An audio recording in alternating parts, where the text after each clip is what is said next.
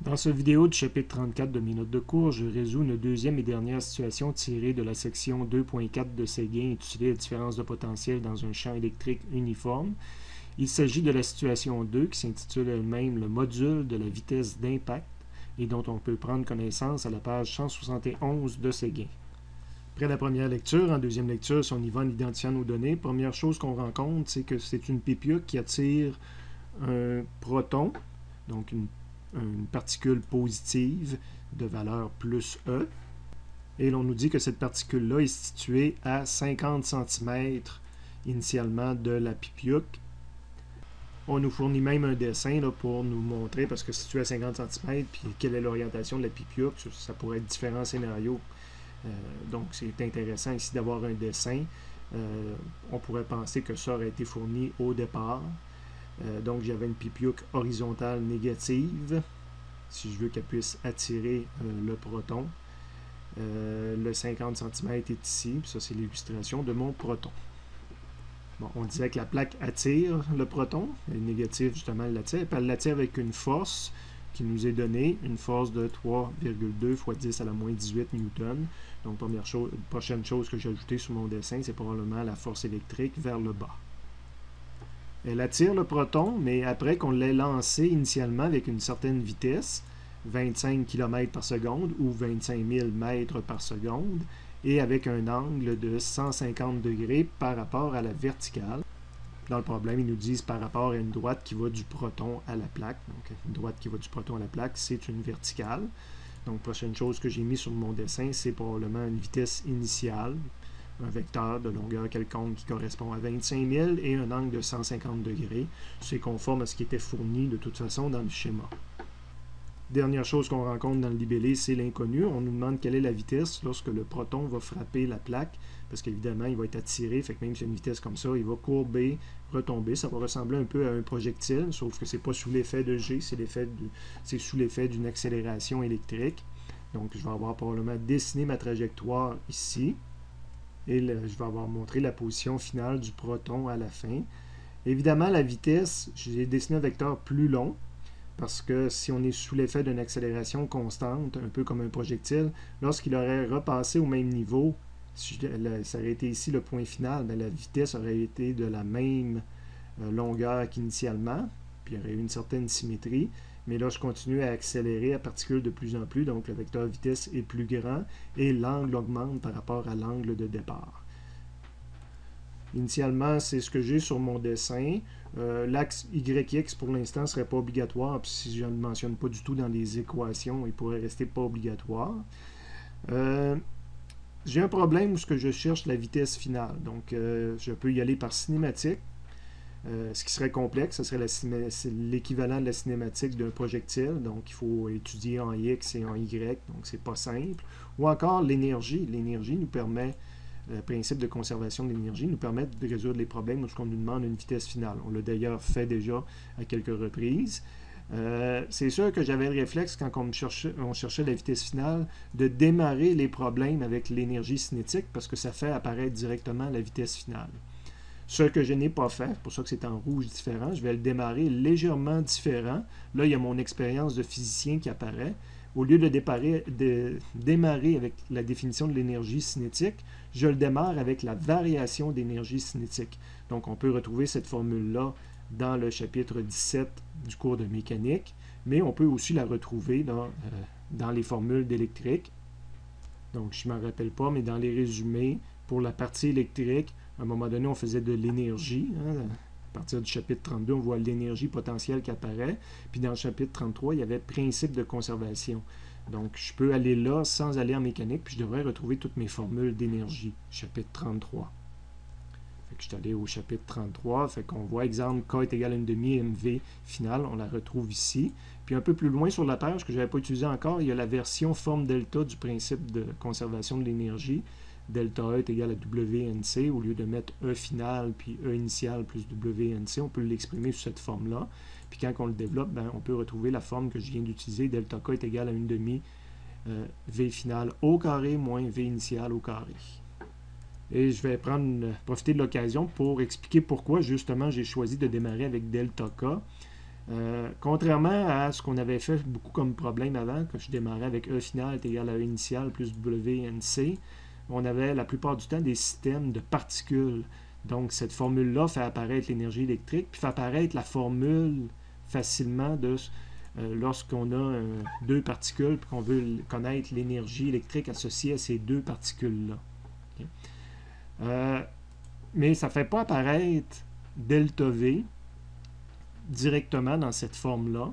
Même si j'ai le potentiel, ça me prendrait une formule pour calculer le potentiel. Puis là, ça prendrait une formule pour calculer le potentiel créé par une plaque. On n'a pas de formule pour ça. Fait que c'est vraiment ça, choisir de travailler avec cette partie-là d'en haut, c'est vraiment quand on a un système de particules que c'est intéressant. La forme delta, elle devient intéressante. Même chose quand que je veux la travailler en termes de delta V. Hein? Je travaille avec les deltas. Puis delta UE, au lieu de l'exprimer sous forme de particules comme ça, on peut l'exprimer sous forme de Q fois delta V. Puis le delta V, dans un champ électrique uniforme, dans le chapitre qu'on est en train d'étudier, ben, on a une formule pour calculer le delta V, sans passer par ce genre de forme, même dans la forme qu'on a ici, là, qui était aussi associée à une particule. Donc, je vous résume ce que je viens de dire. Principe de conservation de l'énergie, cette forme-là, très intéressante quand c'est des particules, et exclusivement des particules si on veut. Puis forme delta devient intéressante quand c'est pas des particules. On peut le faire pour des particules, on peut l'utiliser, mais quand c'est pas des particules, quand c'est un champ électrique uniforme, ça devient extrêmement intéressant parce qu'il y a une formule pour calculer le delta V à l'intérieur d'un champ électrique uniforme. De retour à mon problème, j'ai essayé de vous faire réaliser le pourquoi j'étais parti avec delta K pour faire apparaître mon point d'interrogation. Et vous allez voir, quand on va le développer, ça va justement faire apparaître une formule qui contient delta V est égal à E fois le déplacement.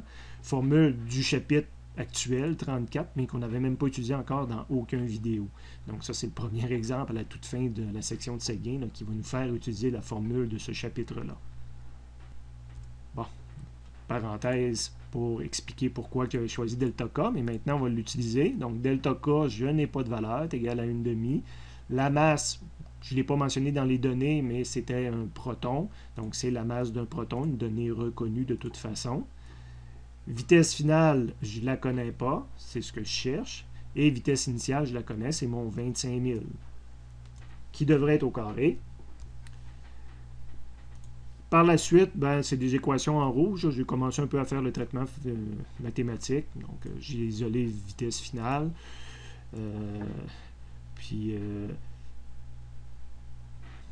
Je l'ai réécrit une autre fois là, en mentionnant que je prenais la masse du proton. Bon, c'est pas ça qui m'intéresse. Habituellement, j'en parle même pas des équations en rouge.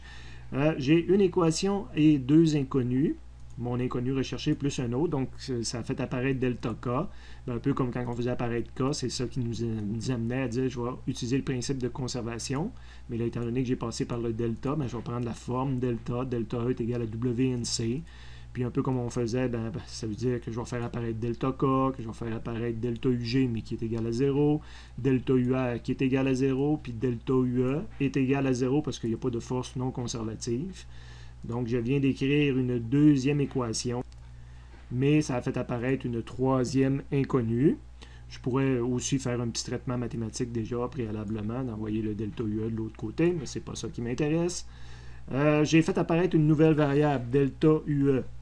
Ben là, je vais utiliser l'équation qu'on a vue au chapitre 32.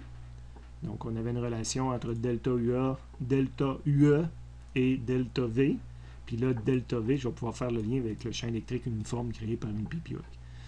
Donc, j'utilise ceci, que j'ai retranscrit ici, que j'applique à mon problème. Delta UE, je n'ai pas de valeur. La charge, j'ai une valeur, c'est la charge d'un proton, fois delta V. Je viens d'écrire une troisième équation, mais j'ai rajouté une quatrième inconnue. En dessous, j'ai une petite ligne de mathématiques conventionnelle. Et maintenant, ça me prend une équation pour delta V. Ben, c'est finalement la formule du chapitre 34, le delta V pour un champ électrique uniforme. Parce que, évidemment, une pipioque crée un champ électrique uniforme E tel qu'on a ici. Et la particule se déplace dans un champ électrique uniforme. Donc, on a vu, on pourrait mettre son vecteur de déplacement Ici, c'est le déplacement global en diagonale. Puis on a vu également que ce déplacement-là, on pouvait le remplacer par l'équivalent de deux déplacements. Un déplacement qui est parallèle, puis un déplacement qui est perpendiculaire. Ce n'est pas obligatoire, c'est juste des explications de compréhension. Je vous rappelle que le déplacement perpendiculaire, lui, ne fait pas varier le potentiel parce que je n'avance pas sur les lignes de champ électrique, alors que le déplacement parallèle, c'est lui qui fait varier le potentiel, qui fait une différence de delta V si on veut. Et ce déplacement-là parallèle va correspondre à R initial, va correspondre aux 50 là, donc j'ai une valeur. Fait que là, l'équation, c'est delta V est égal à plus ou moins E fois mon déplacement parallèle. Puis, si j'adapte ça à mon problème, delta V, c'est ce que je cherche présentement. Le signe, j'avance sur des lignes de champ électrique, donc le potentiel diminue. Donc, je dois retenir le signe moins. On peut retrouver ça dans le résumé. Fois E, que je n'ai pas de valeur, puis fois mon déplacement là, de 50 cm. Donc, j'ai progressé, j'ai utilisé l'équation du présent chapitre, mais je suis à 4 équations et 5 inconnus, j'ai rajouté E. Mais ce E-là, c'est le E créé par une pipiouque. Donc, on est au chapitre 29. Hein, ça va chercher de la matière un peu loin. Même pas 29, c'est vrai, parce que c'est vrai que c'est le champ créé par une pipiouque. Mais là, 29, ce que ça me disait, c'est que je pouvais calculer mon E en connaissant sigma de la plaque divisé par epsilon 0. Mais je n'ai pas le sigma de la plaque. Ce que j'ai, c'est le FE. Mais il y a une relation entre FE et E. Donc, c'est plutôt le chapitre 27 que je m'apprête à utiliser. Dire que FE est égal à valeur absolue de Q fois E. Donc, ça me permet de faire le lien avec une donnée qui était donnée dans le problème, le 3.2 fois 10 à la moins 18. Le Q, c'est aussi une valeur donnée, c'est la charge d'un proton, multiplié par le E. Donc, je viens d'écrire une 5e équation. Et j'étais à 5 inconnus. Cette équation me donne une réponse pour le E. Quand j'ai une réponse pour le E, j'ai une réponse pour le delta V. Quand je connais le delta V, je connais le delta UE. Quand je connais le delta UE, je connais le delta K. Puis grâce à la définition en haut, quand je connais le delta K, je peux avoir la vitesse finale au carré. Donc j'ai tout ce qu'il faut. Ça, c'était des mathématiques un petit peu. J'ai tout ce qu'il faut. Les 5 équations, je peux les pitonner d'une calculatrice ou les traiter, comme je viens de vous le dire, rapidement et obtenir toutes les réponses recherchées. Évidemment, c'est la réponse finale qui m'intéresse, ce n'est pas les réponses intermédiaires. Petite remarque en finissant, comment se fait qu'il y a quelque chose qui n'est pas décaché sur le dessin? C'est tout simplement qu'il y a une variable qui est illustrée, de 150, donc toutes mes variables sont là, il n'y a pas de problème, mais le 150, je ne l'ai pas utilisé. C'est une variable qui ne change absolument rien à mon problème. Ce que ça va changer, le 150 degrés, si je la lance avec un autre angle, ça va être l'angle de ma vitesse finale qui va changer. Donc, l'angle de ce vecteur-là, lui aussi, va changer. Mais bizarrement, il y aurait toujours la même longueur parce que je vais gagner la même quantité d'énergie. Fait qu'il faudrait que je fasse changer son angle, mais sans changer sa longueur. Mais étant donné que je ne cherche pas son angle, que je cherche juste sa longueur, l'angle n'avait aucune utilité. Et encore plus vrai, parce qu'habituellement, quand j'utilise des angles, c'est des angles par rapport à l'horizontale. Si j'aurais passé par la cinématique, là, il aurait fallu que j'utilise l'angle de la vitesse initiale ici pour décomposer en X et en Y. Donc, problème beaucoup plus complexe en passant par la cinématique.